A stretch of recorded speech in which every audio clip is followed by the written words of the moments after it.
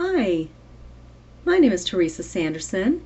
I'm a registered nurse certified in hospice and palliative nursing, and today I would like to visit with you about spiritual care at life's end, spiritual care in hospice.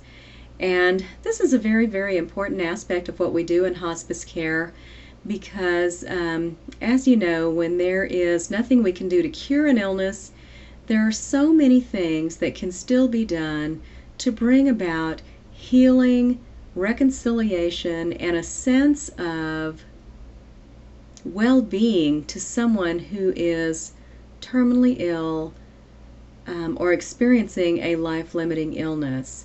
So those medical phrases that we have all come to use so readily, those phrases like "there's nothing more we can do" or "it's time to give up," anymore, I would plant the seed in your mind, number one, that those phrases are totally inadequate this day and age, especially with all that hospice and palliative medicine can do.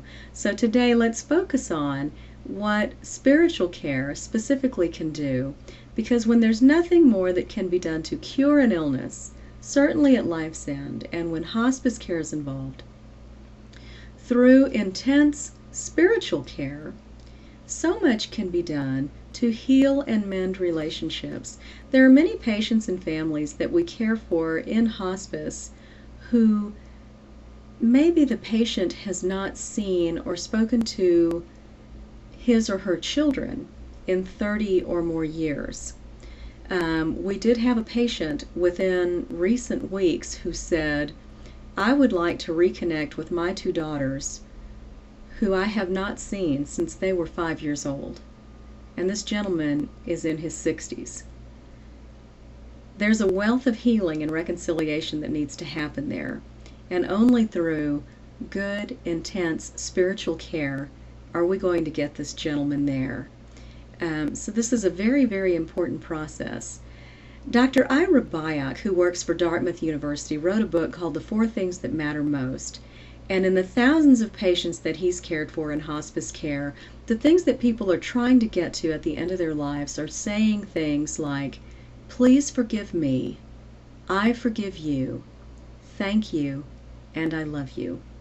When it all comes down to it, at the end of our life, being comfortable, usually in our homes, 90% of Americans want to die at home, and having that kind of spiritual, emotional peace is what we're going to be looking for. Please forgive me, I forgive you, thank you, and I love you. It's not rocket science, and what it requires is one-on-one attention. It requires connecting to our God, who we consider and what we consider to be our God and our Maker, in whatever form that may take, in a non-threatening environment. So as you consider your patients and possibly your loved ones for hospice care, please remember the important aspect of spiritual care for them.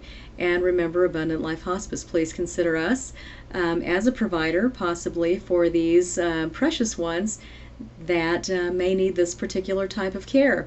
Remember to call me or email me with your thoughts and comments about hospice care. If you have questions for future content for this particular video email program, please let me know. I'm glad to include it on future programs. Thanks so much for listening and watching. God bless you, and I'll see you next week. Bye-bye.